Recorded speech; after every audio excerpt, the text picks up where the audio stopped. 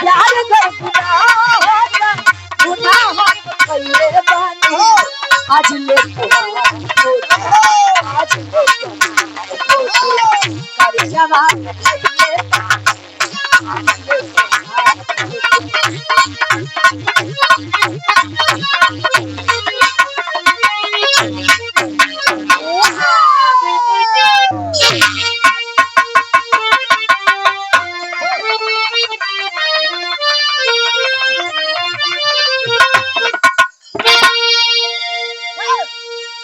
समझी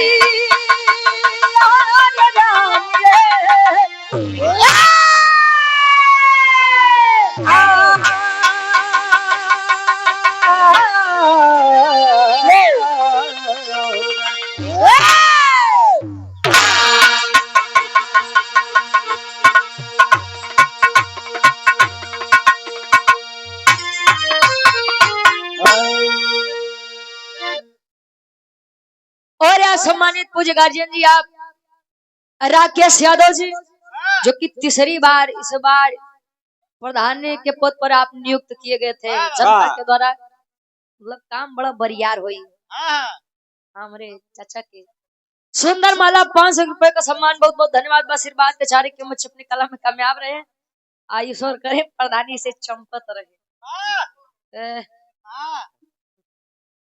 और चौथी बार फिर से होने वाले हैं आप इस ग्राम सभा के प्रधान जी एक बार प्रधान जी के नाम पे जोरदार ताली बजाए सम्मान में वाह आए मोर गुरु जी बेटा अरे भाई 4 लाइन भूमिका के अंदर कभी जी भाव लिखते हैं हाँ हो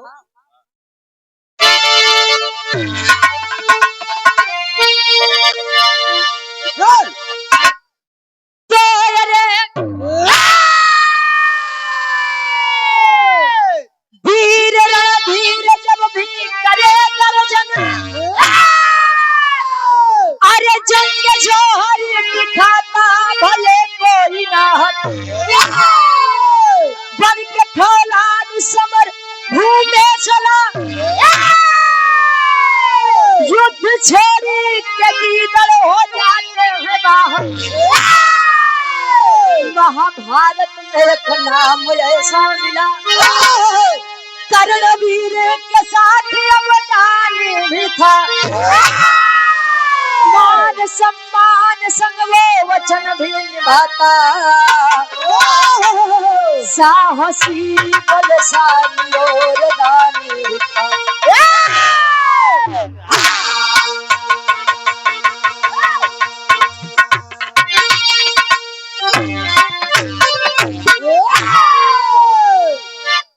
वीर रणधीर जब भी करे गर्जना जंग जोहर दिखाता भले कोई ना हर बन के फौलाद समर भूमि में चला युद्ध छोड़ के गीदड़ हो जाते हैं बाहर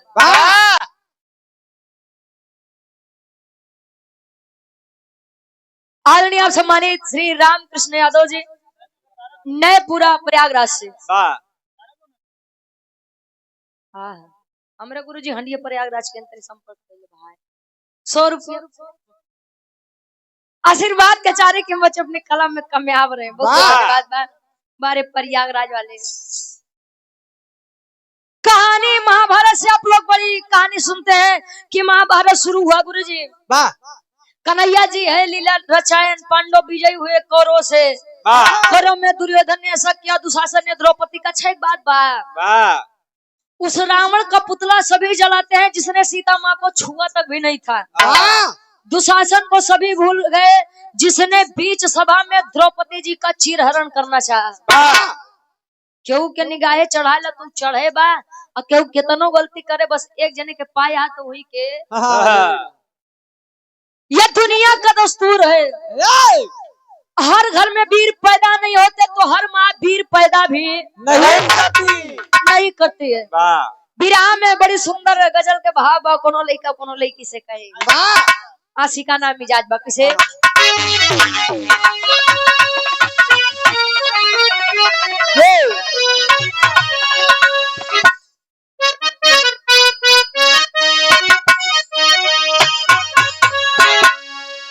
लड़का कहे अरे जब प्यार किया तो अरे जब प्यार किया तो डरना क्या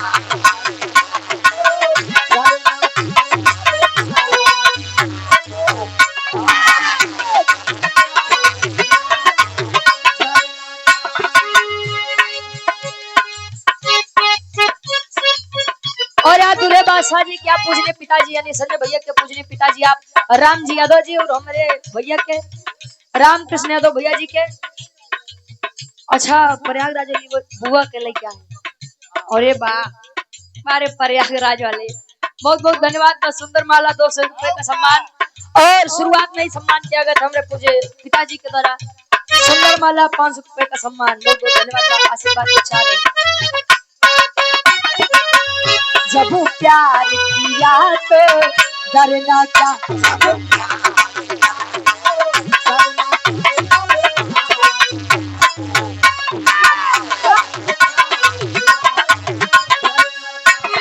प्यार किया है कोई चोरी नहीं प्यार किया है कोई चोरी नहीं के छुप छुप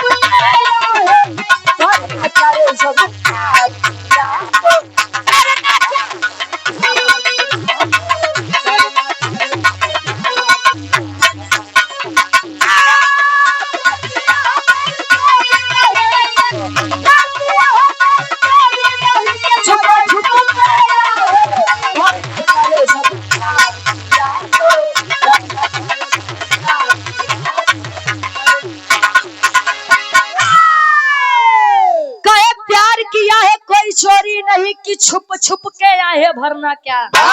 और जब प्यार किया तो डरना क्या बिना लड़े झगड़े कुछ मिलता नहीं आज के समय और आज के समय में प्रेम मिल जाना ही तो जान ला बड़ा मुसीबत का प्रेम बड़े प्रेम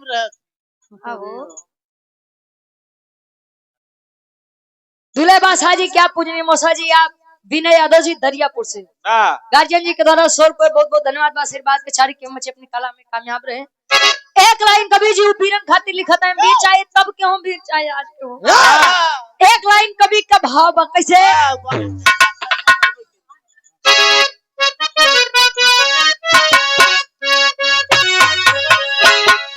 अरे तो बीर चुनौती जे बीर बा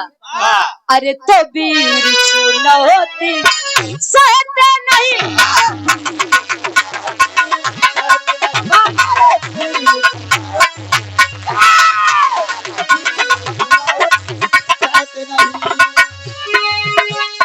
दुश्मन का शरीर कलम किए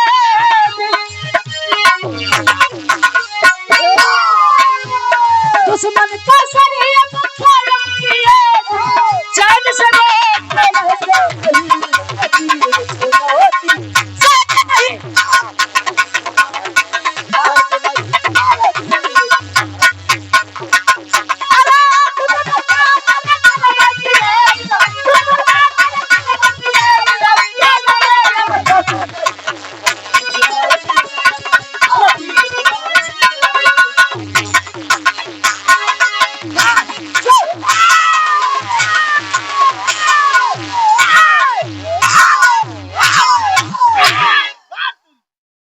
कौन माई तोरे ऊपर आया हो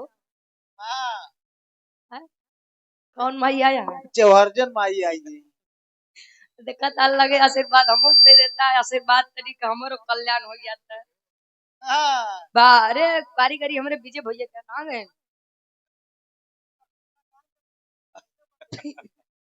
वाह कहे वीर चुनौती सहते नहीं भले के पुरनिया बात कहा कि रघुकुल रीत सदा चली आई मेरा ऊपर जुलुम ढाई हाँ तो तू एक वीरे है भाई तू घर में ना तू क्या बात है हाँ दुनिया कहानी बतौबा कहे दुश्मन कसर अब कलम किए बिन चैन से वो तो रहते नहीं से मार बछोले हो गए बड़ा तौगर आदमी है भाई अच्छा मोलर जाती ले बेटा हाँ हमरे बचोले के केवल एक के गाना निक लागत है ले बेटा हाँ गा दे हाँ बेटा ला तो भैया भाई सुनाई देबे कहे वीर को अगर चुनौती देंगे एक बार दो बार तीन बार उ कितना बार इग्नोर करी चौथी बार तो कई आ सारे आओ तो माई के आओ वाह अरे तू 10 ठिमर हम 8 ठिमर मारब लेकिन मारब जरूर हाँ हाँ गुरुजी आज जैसे मेरे डब्लू गुरुजी यहाँ हाँ बा बारे बाबू कहानी के शुरुआत बा कहानी के कर बा कैसे बा बारे सुधीर भैया बा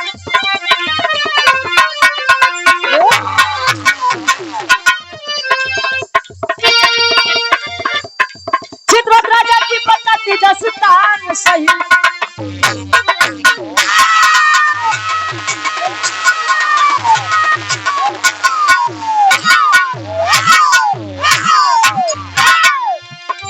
असामरी बिटिया पद्मावती की बखार मन ही मन तब दोनों ने विचार किया शिकार खेले बड़े जंगल में सिधार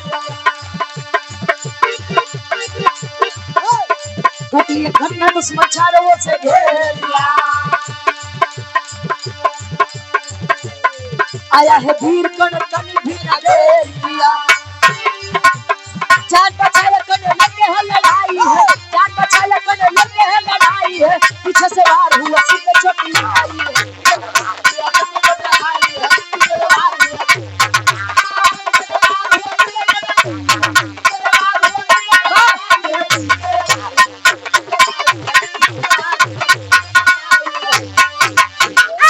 अच्छा बचोले भैया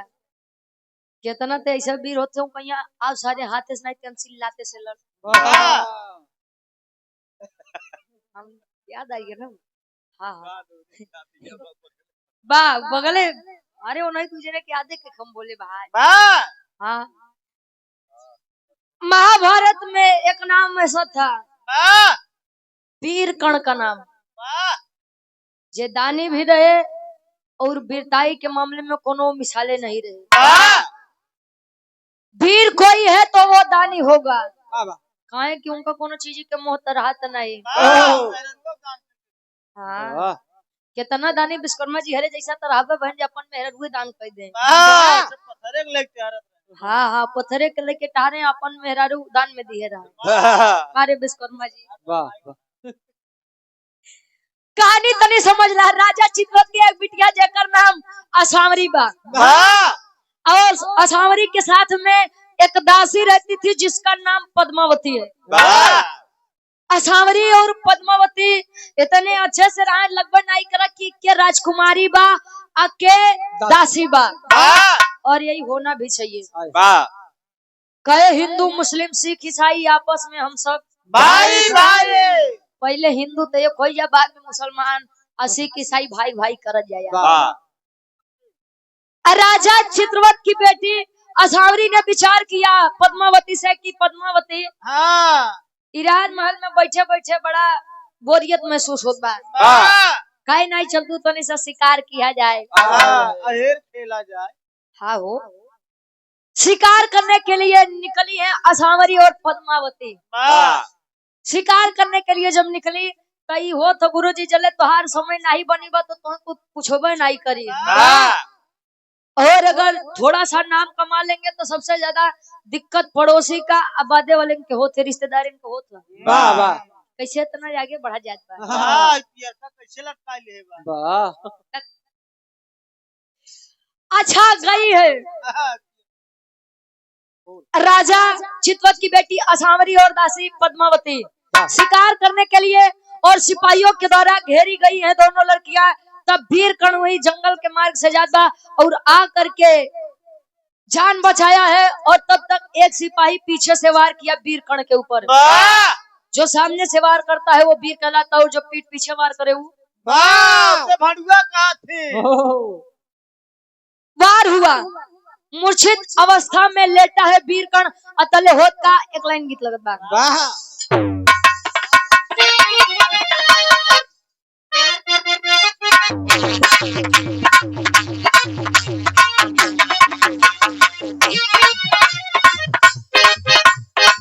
नया नया ड्राइवर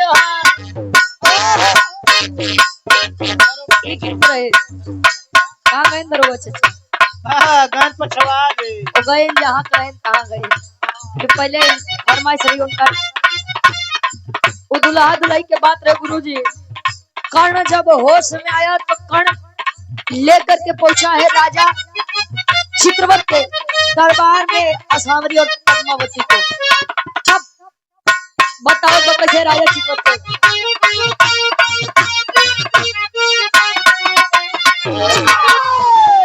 दोनों कुंवारी को साथ में लेके बनाए हैं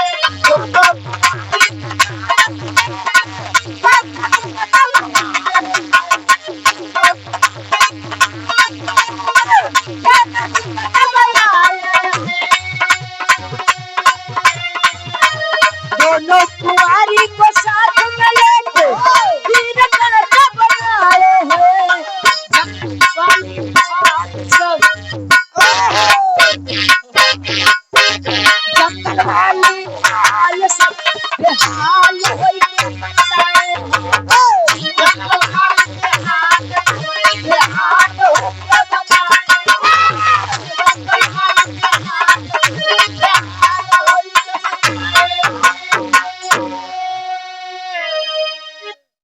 राजा चित्रवत के दरबार में आए और राजा चित्रवत पूछे कि बेटी आखिर या लड़का या वीर पुरुष आपके साथ कौन है कौन है ये साथ में वीर कर्ण बोले कि आप लोग जाइए अपना काम देखिए बाकी हम बाबू से बतियाई लेते जा तो घर में तोरे बाबू से राजा चित्रवत से बताते हैं वीर कर्ण कि ये दोनों लड़कियां मुझे आपकी जंगल में मिली थी सिपाहियों के द्वारा घिरी हुई थी और मैंने ही इनको बचा करके आपके सामने लाने का कार्य किया है राजा चित्रवत प्रसन्न हुए कहे कि वाह बेटा आपका परिचय कहे कि मैं कर्ण हूँ कर्ण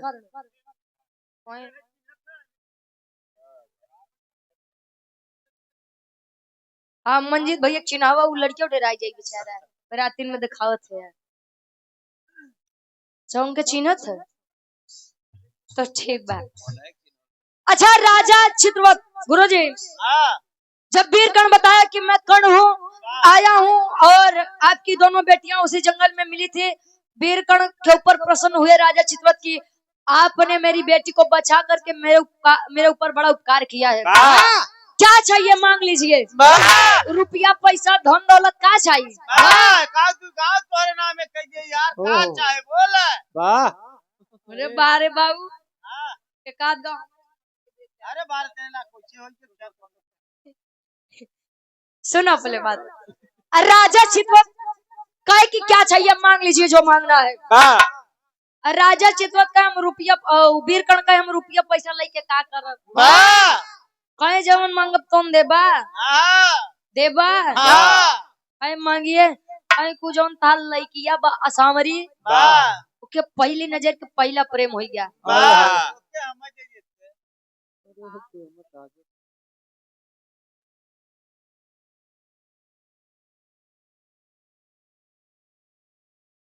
आ गया आशीर्वाद के छाड़ के मुझे अपनी कला में कामयाब रहे ईश्वर करें कि ये 2026 के चुनाव आपको जीता हाँ विजय का तिलक आपके मत्थे पर लगे हाँ जी जी राजा चित्रवत से वीर कर्ण बोले कि असामरी से मैं प्रेम करता हूँ शादी करना चाहता हूँ क्या आप मुझे असामरी का हाथ मेरे हाथ में देंगे तो ले राजा चित्रवत देखा तोरे हाथ में अपने बिटिया के हाथ दे न माई के पता न बाबू के पता न तेरे खानदान के पता दुनिया आपको सूद पुरुष कह करके नवाजती है पुकारती है जवान ताना जिंदगी भर तू सुने का चाहता माँ बेटी वो सुने राजा चित्रवत की आत्मा नहीं अंदर वाह दरवाजे से बेइज्जत करके फिर से एक बार कह के निकाल दिया गया कि आप एक सूद पुरुष हो मैं अपनी बेटी की शादी आपके साथ नहीं करूंगा जब निकाला गया है वीर कर्ण अच्छा समय बीता तो असामरी बोले स्वयंवर रचात बा स्वयंवर का मतलब स्वयं की इच्छा से वर खोजना। वाह केवल नाम में रहे स्वयंवर गुरुजी। वाह राजा महाराजा शर्त रखे, राजा महाराजा शर्त रखे, शर्त केहू जीता तो चाहे 80 साल को चाहे 85 साल को लड़की ओकरे हाथ से चली जाए, वाह और शर्त नहीं जीता तो लड़की बेचारी कुंवारी रह जाए। वाह दोनों को जिंदगी न रखो। अच्छा, स्वयंवर जब रचा गया तो गुरुजी जे चल नहीं पावत है, हाँ जेका हड्डियों नहीं काम करत रही। ओनहु लाठी डंडा लेके पहुंचे न, अगर लहान लह जाए तो 18 साल के कुंवारी असावरी हमारे नामे हो जाई। वाह बारे लालच हाँ गए स्वयंवर में बैठे हैं, और स्वयंवर में एक शर्त थी कि जो भी वीर पुरुष एक वाण में जितने वीर पुरुष बैठे हैं सभी का राज मुकुट नीचे करेगा, वही मेरी बेटी असावरी का दूल्हा चुना जाएगा। वाह उसी स्वयंवर में वीर कर्ण भी आए थे ये देखने के लिए कि मैं भी देखूं कि मेरा प्रेम किसके हाथों में जाता है। वाह होत का एक लाइन गीत लगत बा।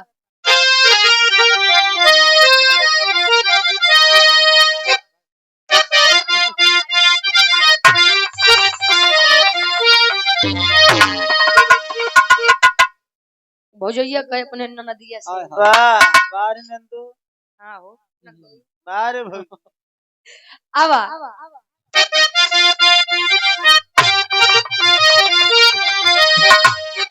अरे सरंगिया वाले के अरे डेरवा, सरंगिया वाले के डेरवा बताई दे रे छोटा के, सरंगिया वाले के डेरवा बताई दे रे छोटा के,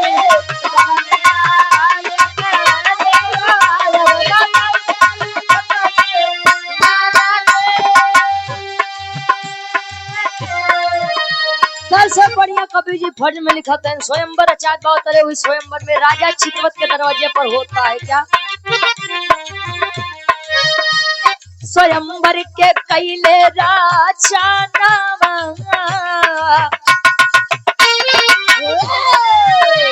स्वयंवर के कैले राजा सजनवा बाटे बिटिया के कैले राजा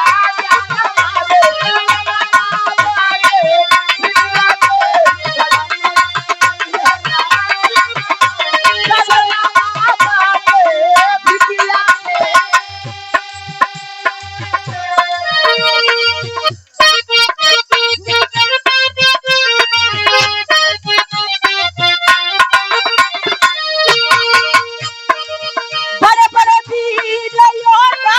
देखा दुआरा पे तब आइले हो, दुआरा पे तब आइले हो मेरे भाई, दुआरा पे तब आइले हो, दुआरा पे तब आइले हो भैया, दुआरा पे तब आइले हो।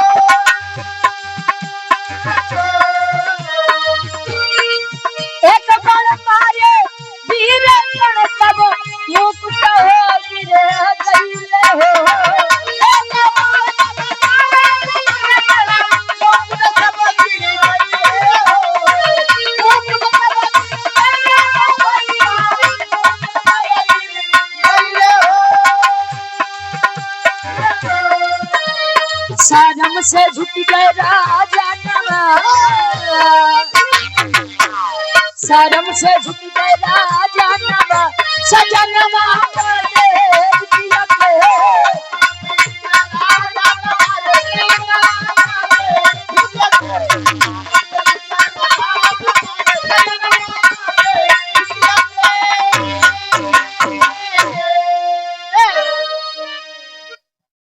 राजा चित्रवत के दरबार में एक एक जने अपन अपन जोरी अजमावत है। मार मार मार मारे हाँ हाँ कितना भी हमारे गुरुजी जैसे रहे केवल। हाँ ओ गुरुजी अच्छा नहीं अरे महाराज तोहर बड़काई करी थी। अच्छा एक बात जान ले पूरे बिरहा जगत में हमरे साथ केवल दुइये जने फेमस है, एक तो हमरे डब्लू गुरुजी एक तो हमरे महेंद्र दादा, तीसरा क्यों नहीं बा। राजा चित्रवत के दरवाजे पर अच्छा सब केहू अपन अपन पारी अजमावत है। अच्छा अब यो आए कि वीर कर्ण जब आया है तो वो भी अपना जोर आजमा ले। वाह वीर कर्ण बाण जब चलाए एक ही बाण से सभी राजाओं का मुकुट नीचे गिरता है। वाह शर्म से नजरें झुक गई राजा चित्रवत की। पहले तभी यह बदे मना कर देना तो फंसे गए कि शर्त के मुताबिक तो वीर कर्ण ही मेरी बेटी का दूल्हा बनेगा। वाह अब सांवरी बेचारी वरमाला लेके खड़ी बा। जब लेके खड़ी बात तले हो थका वही पूरे राज सभा में राज दरबार में वाह तेरी के भाव बा।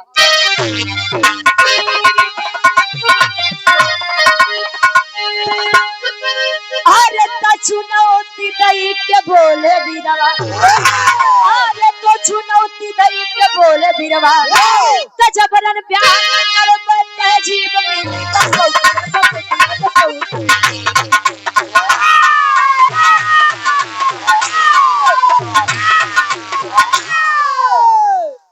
कहे चुनौती दई के बोले बीरवा, जबरन ब्याह न करबे तहजीब मिली बपौती। वाह वीर तो राबा कहे दानी भी रहे।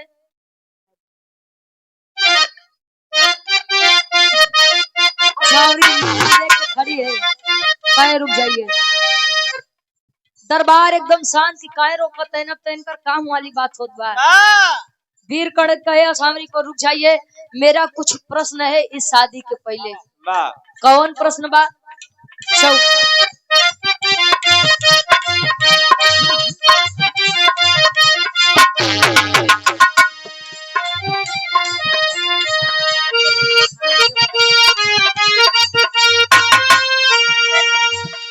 कहे माल लेके चली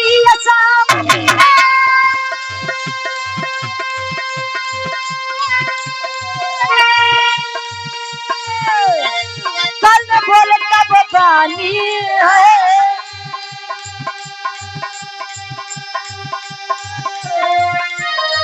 मर्जी से यदि माला डाल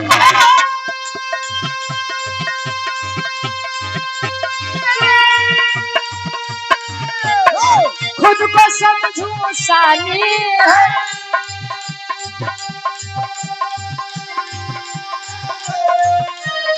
शादी पितु की हार से हो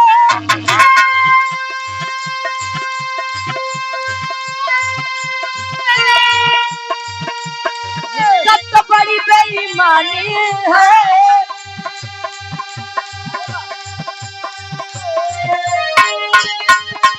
हमको तुमसे प्यार नहीं है, हमको तुमसे प्यार नहीं है, तुमने नाम से प्यार नहीं है। तुमसे प्यार नहीं है, तुमने नाम को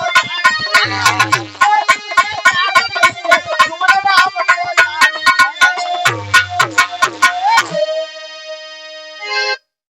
वीर कर्ण सवाल कर दिया कि क्या आप मुझसे प्रेम करती हैं? राजा चित्रवत की बेटी सांवरी से, आप मुझसे प्रेम करती हैं इसलिए मुझसे शादी करना चाहती हैं या केवल और केवल पिता की हार की वजह से शादी करना चाहती हैं? अच्छा प्रेम है क्या गुरुजी?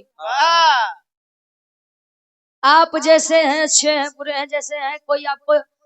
एक्सेप्ट कर ले, आपको अपना मान ले तो वो प्रेम होता है। और कोई आपको छोड़ के जाना चाहे तो उसे जाने दीजिए। छोड़ दो जाओ। प्रेम होता तो कहीं जाता ही नहीं, और प्रेम नहीं है इसलिए वो जा रहा है तो जाने दीजिए, जाने दीजिए उसे, क्योंकि पीछे मत पड़ा। काहे जबरदस्ती बांध के रखा था? जब पड़ा तो आगे पड़ा पीछे क्यों पड़ रहे? हाँ वो प्रेम नहीं, वो जबरदस्ती का रिश्ता होता है सुधीर भैया। जो जा रहा है उसको जाने दीजिए, आने वाले कल की तैयारी करिए। हाँ असावरी से जब पूछा गया कि आप मुझसे प्रेम करती हैं कि नहीं, असावरी ने जवाब दिया कि मैं आपसे प्रेम नहीं करती और यह शादी मैं केवल और केवल अपनी पिता के रखे गए शर्त के मुताबिक कर रही हूँ, वरना मैं आपसे प्रेम न करती हूँ न शादी करना ही चाहती हूँ। अच्छा असावरी के साथ जो दासी रहती थी पद्मावती, वो मन ही मन वीर कर्ण को प्रेम करती थी। वो सोचे इनकर माई बिटिया के बुद्धि भ्रष्ट बा। इनकर बाप बिटिया। अच्छा सबरी यार बाप बिटिया के मति भ्रष्ट बा। इतना सुंदर लड़का बा, गजब दाढ़ी मोछ बा। अरे वाह क्या कहना, कहे इतना सुंदर बात तो वो बताओ बिया नहीं करत है। लाखों करोड़ों के लिए भैया राज करे। राजा चित्रवत के दरबार में वीरकर्ण पद्मावती को आवाज दिया, पद्मावती क्या आप मुझसे शादी करना चाहती हैं? Will you Mary? I love you. क्या बात। अंग्रेजी तनी थोड़ा पूछ जाना था यार। कहे क्या आप मुझसे शादी करना चाहती हैं? जी हाँ। अब तो पद्मावती एकदम खुश होकर मरने वाली बात होत बा। राजा अतले होत का बा वही बीच दरबार में जवन शादी असावरी और कर्ण के हो वाली रही वही दरबार में होत बा। विराह के आखिरी गीत लगत बा। आओ भैया माला माल दे। नहीं चले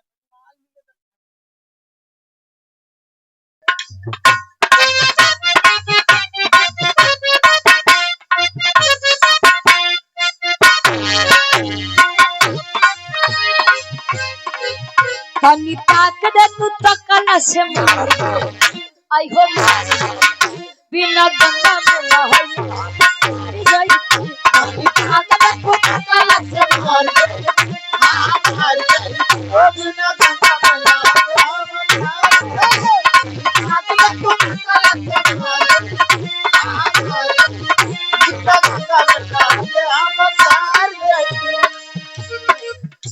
एक गाना और निकला रहे है ये जमाना का देखते हुए तनका गौर से देखा मरल गई लिस्ट हाई स्टाइल बेला पकड़ वाला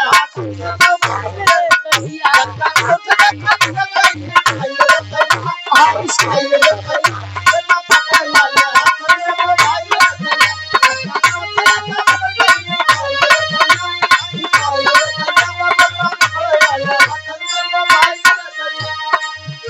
सबसे बढ़िया कवि का फर्ज है शादी हो रही है पद्मावती से भइली करण के साथ आई हो से दासी वाली चंद से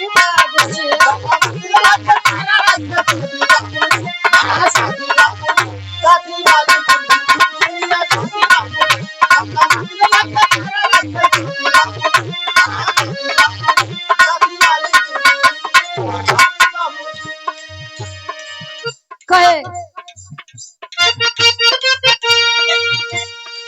साज के गोरिया चले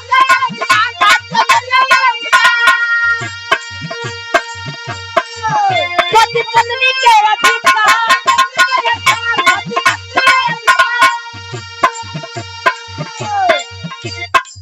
साज के गोरिया चले शिकार पति पत्नी के अधिकार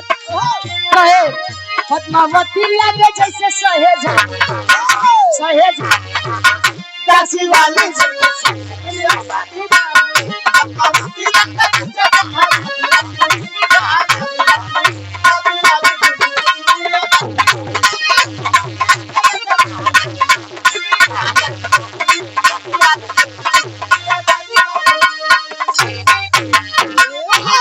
पद्मावती वीरकर्ण की शादी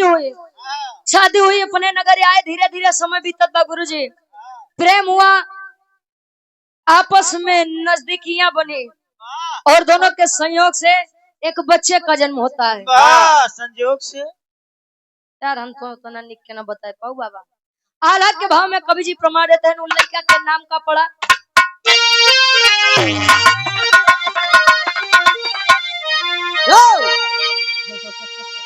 अरे खुशी खुशी दिलवा बितावे तून लोगवा बाबू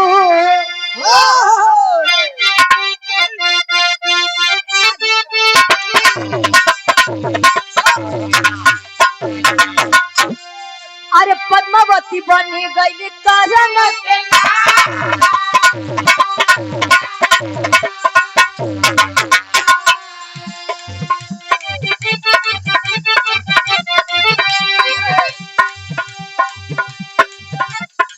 कुछ दिन बाद पैदा भइले लल्ला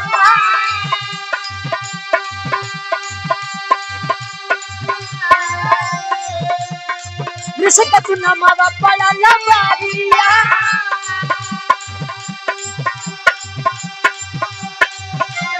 अरे अर्जुन के पुत्र से भाई लड़ैया तब बबरुआ हंदी आला समर में ललका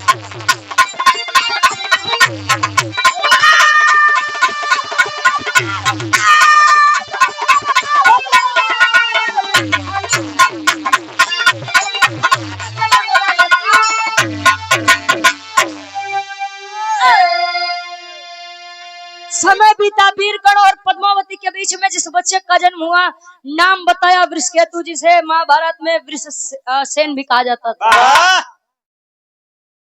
अर्जुन का एक बेटा था जिसका नाम बब्रुवाहन बताया गया। वृषसेन और बब्रुवाहन में युद्ध हुआ था एक जगह, कोने जगह? आखिरी भाव खड़ी के भाव।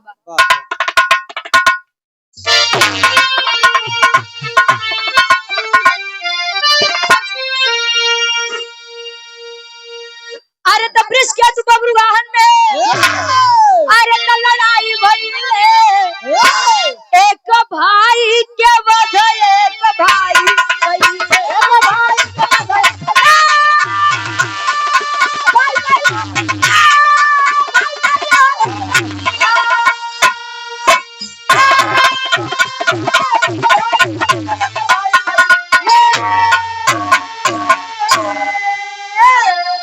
अरे मारा गए समर में वृषकेतु बलवान हो, यूपी नागमणि से वापस करी ली जा।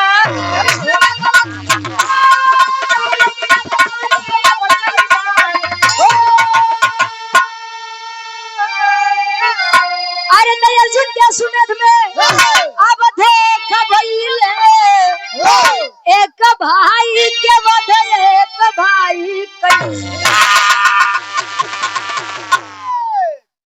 वृषकेतु बब्रुवाहन में लड़ाई भइले त एक भाई के वध एक भाई कैले। वीरकर्ण भाई थे, अर्जुन जी के बड़े भाई थे, और उनका बेटा वृषकेतु था और अर्जुन का बेटा बब्रुवाहन, तो दोनों भाई भाई ही हुए। युद्ध हुआ आमने सामने, एक तरफ कर्ण का लड़का है और एक तरफ अर्जुन का लड़का है। मारा गया अश्वमेध यज्ञ के दौरान अर्जुन जी ने जब रचाया था। वृषकेतु मारा गया। जब पता चला कि वीरकर्ण का लड़का है, तो अर्जुन जी की एक पत्नी थी जिनका नाम उलूपी था, जो कि नागलोक की नाग कन्या थी। पहले के लोग बताओ कि नाग मरी आ जाए तो केहू मरा हो, लेकिन वो जी जरूर। और उलूपी जी के द्वारा ही, नागमणि के द्वारा ही वृषकेतु की जान वापस लाया गया था। और वृषकेतु एक ऐसा बलवान था, पांडव पुत्र था, जो महाभारत के बाद भी जिंदा था। आखिरी में खानदान के परिचय बा। गुरु बिहारी, गुरु गणेश, गुरु रामलाल मुबारक।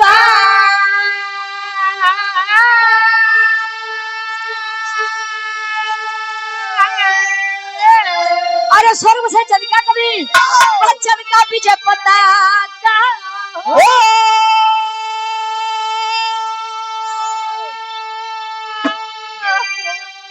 अरे चुनौती कहीं का बोले बिरवा तो गावे रुचि यादव पीरा के कसौती चुनौती देखे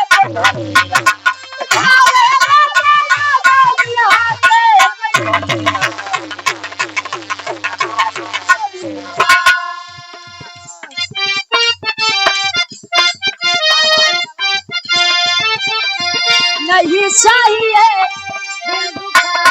ना किसी नहीं चाहिए